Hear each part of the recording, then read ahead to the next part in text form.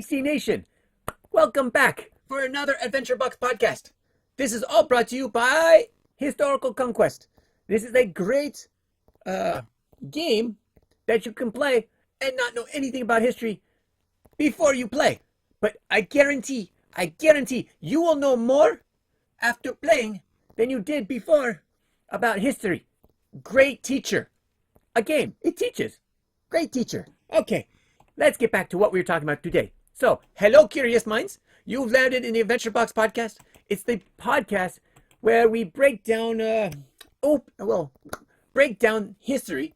We open the bamboo scrolls. We ride imperial chariots and sip a little historical tea. One dynasty at a time. Now, today, we're taking a journey through one of the greatest empires in human history, the Han Dynasty. It is best known in China. Best time. Not for all, but for most. In this episode, we will explore two things. First, the rise of Liu Bang. He's a peasant turned emperor who brought back order with a blend of toughness and kindness. Then, the second thing, the explosive of innovation, trade, and culture. This includes the Silk Road to paper. That's right. We designed paper. And from war to wisdom. So grab your map and your merit badges. I used to be a Boy Scout, so yeah. And also grab your silk robes. You know, those you would find in China. It's time to ride the Han China. Right into Han China. That's right. Yes. To ride into Han China. Now, Liu Bang. Who is Liu Bang? He was a pig herder. Okay, let's rewind. Let's go back to about 206 BC. The mighty Qin Dynasty has just collapsed under its own weight. Legalist tyranny. You know, basically where it's the central government controls all and punishes you if you do not obey. They had forced labor and they were very angry. Wait. They were angry, but the population was even more angry at them. This is why they lasted only 15 years. Out of the chaos rose a man by the name of Liu Bang. Not a noble, not even a general. He's a farmer peasant, minor official, and possibly even a pig herder. Okay, he wasn't supposed to be a founder of anything, but Liu Bang, he had charisma, which means he could talk well, not like me. He could talk better.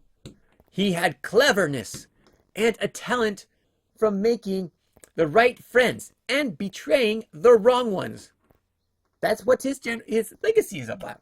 So after a bloody civil war against the rival warlords, Jing Yu, Liu Bang emerged victorious. Now, here's what happened. So, after the emperor passed away, there was basically a vacuum. You know what a vacuum is? It sucks things, right? But if there's a power vacuum, it's where one powerful person goes away and others come up in their place. So Zhang Lu came into power as a warlord. Liu Bang came in as well.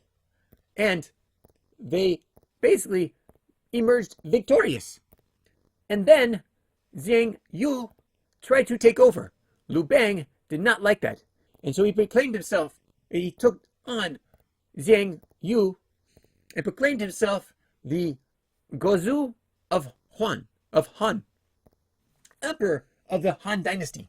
Now, there's a lot more information about this in the textbook. A lot more detail. So much better. My explanation, not so good. So, he's like, let's fix this mess. This was Liu Bang. Okay, so he beat Zhang Yu and became emperor of all of China. There's so much more detail. I wish I could share with you everything, but I have limited time. Okay, so I have 30 minutes to get through all of Han Dynasty and its advancements. So we'll keep going. Okay, so let's talk about the governance with balance. Legalism versus Confucianism. So now that Liu Bang is in power, he didn't throw out legalism right away. He needed order, but he also didn't want to be another Qin-style dictator. So what did he do? He blended legalism structure with Confucian philosophy. This was revolutionary. Legalism gave him strong laws and a centralized bureaucracy. Okay, so two things: strong law, centralized bureaucracy. Bureaucrats don't like them very much. No, not at all. But Confucianism gave him moral values, family order, and a sense of benevolence, or thinking about others, kindness in leadership. By the time of his successors, especially Emperor Wu of Han, and there's actually a few of those, but Emperor Wu, he was, Confucianism became the official ideology in the empire. So Liu Bang started to merge them. Emperor Wu made it official and made it the official religion or ideology. Not really religion. There was no God in Confucianism. It was more about you and how you were doing things. And the government, oh yeah, it was built around merit. Not being noble, but doing well, being smart, being more advanced than others. So smart people took civil service exams. What? Yeah, this is where the exams start. In order to work for the government, the centralized government, you had to take an exam. They sifted out some and kept others. Promotions were based on talent, not birthright. And schools popped up everywhere to train future officials and the analects of Confucius. So the teachings of Confucius. Okay, so here's something I have to explain. In China, during the Han Dynasty, there are a lot of accusations going around. Schools popped up. It wasn't just to be benevolent and be kind to everyone. If you control the schools, you control the kids. You control the kids, they grow up, become adults. You control adults. It was perfect. Now, at the same time, the government, it wasn't perfect. But compared to the chaos before, it was like night and day. Totally different. Now let's talk about the Han expansion. How they expanded using like power and diplomacy. Now, let's talk about, let's go with, because the Han didn't just sit and drink tea all day. Their emperors actually fought under Emperor Wu. Now, this Wu is Han Wu Di. Han Wu Di, Emperor Wu. The Han Dynasty expanded its borders massively to modern-day Korea and Vietnam and deep into Central Asia. It was big, bigger than now. To defend these new frontiers and fend off nomadic groups like the Xiongnu, Emperor Wu built up an army and forged diplomatic alliances. Now remember, during the warring state, you had alliances and you had backstabbers. You made an alliance and then they backstab you. But Emperor Wu, he went even to a guy named Chuan. Xing Chuan was in the west. Sent him on a secret mission. So he sent Zhang Chuan west to this top secret mission to find a new ally, the Zhang. Now, during not the Zhang. What was it? I can't remember their name. Top secret. So I don't know their name, right? Yeah. Okay, let's just say that. So they go out to find this one group. Now, there's another group, and you find all names in textbooks, but there's another group that's in this area.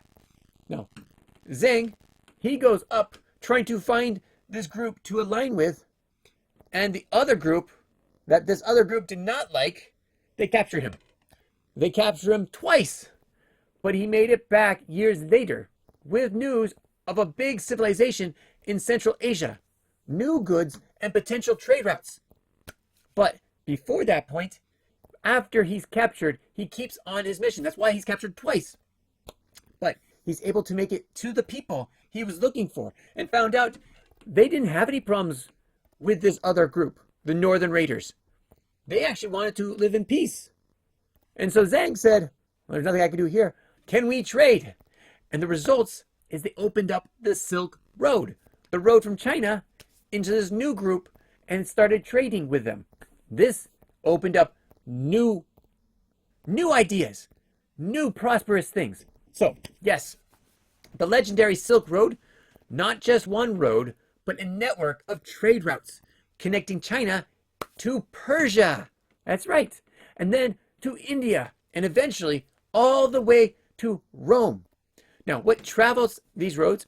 Who travels these roads? What travels? Let's go with what first. Okay, first, silk. China had silk. No one else had silk. We had silkworms. Silk come out of butts of bugs. That's right. Then we wove it together to create silk fabric. That's right. But we also had spices. We had jade. We had paper. Paper. So needed. So wanted. Lacquerware. Basically like pottery with lacquer on it. Like a smooth substance on the outside. Oh, and horses. Everyone wanted horses. Another thing, though, that we share was ideas. Now, this is actually how a new religion entered China by the name of Buddhism. Buddhism entered China through these routes, through the Silk Roads. So did music, art, and even food. Ooh, we love the food from the Silk Road. It was amazing. Now, it wasn't just commerce. It was cultural fusion on camelback.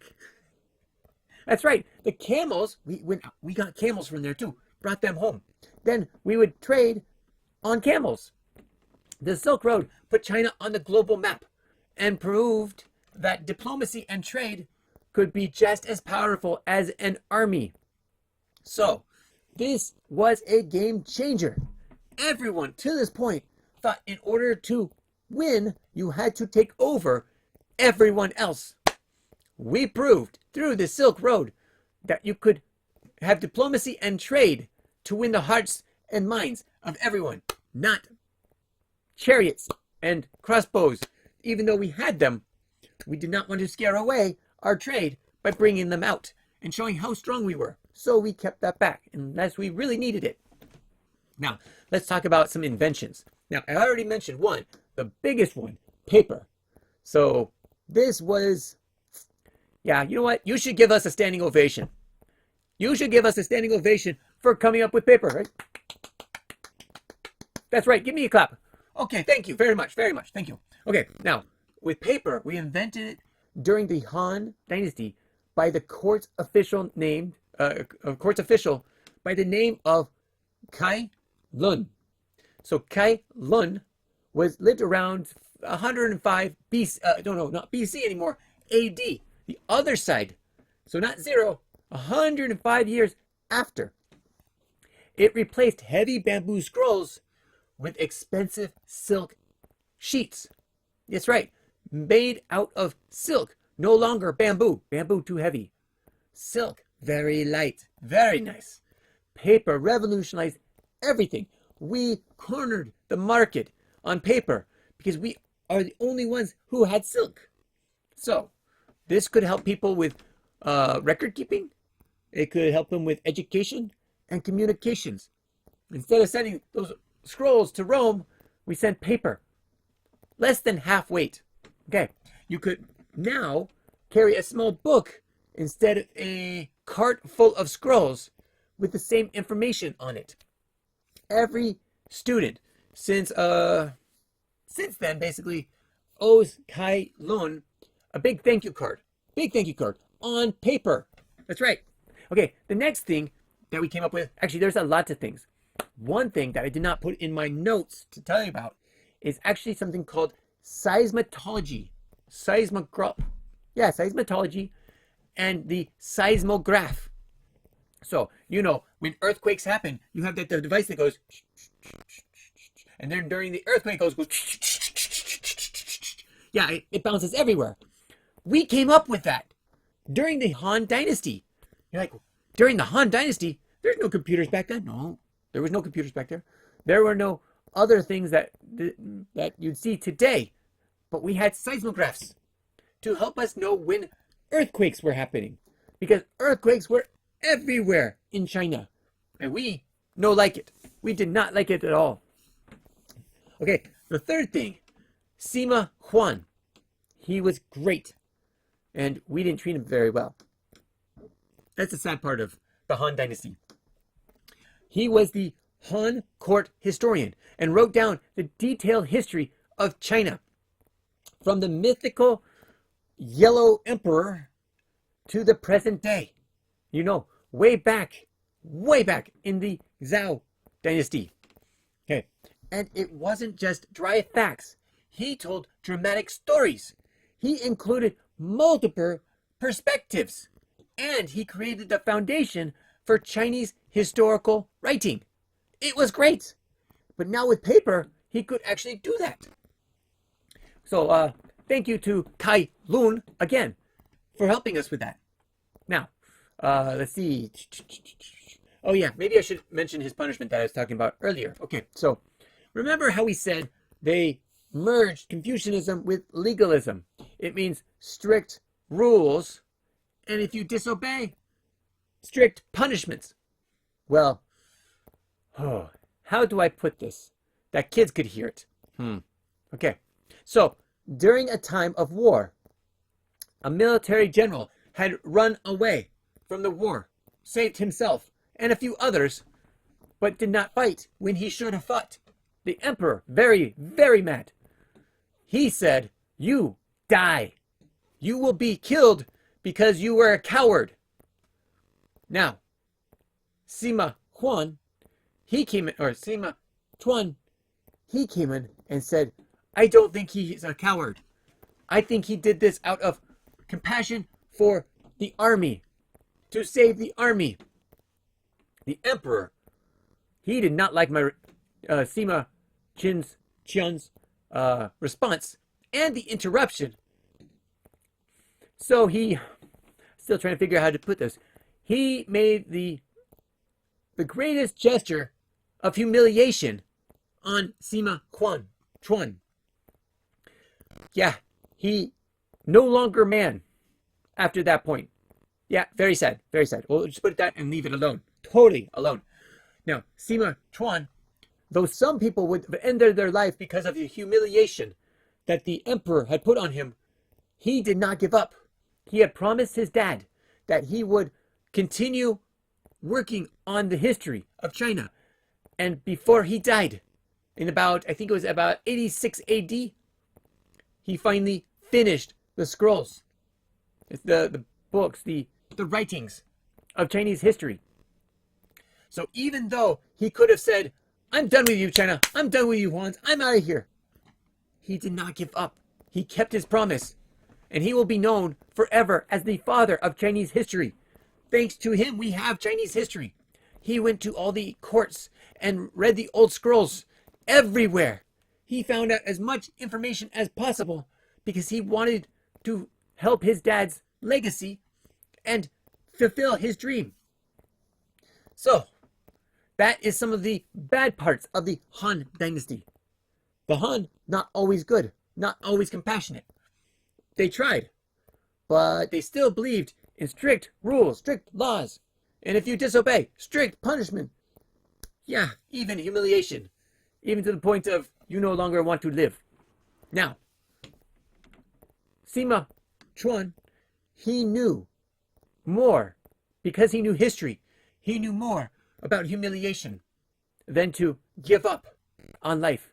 He knew life was too precious. So if you ever come to a time where you think, "I'm too embarrassed. I can't face my family. I can't do X, Y, or Z, anything."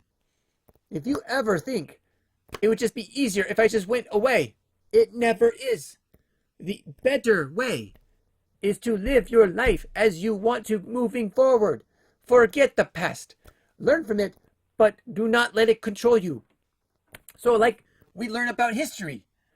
We learn from the past. We do not let it control us. And we do not repeat the same mistakes twice or 3 times or more than that one time. We can learn from every one of our mistakes. So, now, with that, let's wrap it up. Let's talk about what we talked about in this episode. First, do you remember his name? Who was the first person that took over after the Warring State? Oh, no, after the Qin Dynasty. Because in the Qin Dynasty, it was who? Who became emperor? He called himself Shi Huang. That's right, Shi Huang. Now, at this point, Shi Huang was in power for 15 years. He died, gave it to his son. Son, not so nice. Shi Huang, not so nice. People revolt, assassinate, chaos. This is when Liu Bang, that's right, we talked about Liu Bang. He shows up. Do you remember his background? He was not a normal person. He was not a nobleman. He was not a general. He was possibly a pig farmer, pig herder. So we show, by showing Liu Bang, background doesn't matter. Leadership does. Being smart is much better than what you did in the past or what your parents did in the past. Merit. It's how good you are, not how good your parents are. Now, the next thing is how the Han, how they blended legal structure, legalism, with moral values, Confucianism, and governed more efficiently with more compassion most of the time.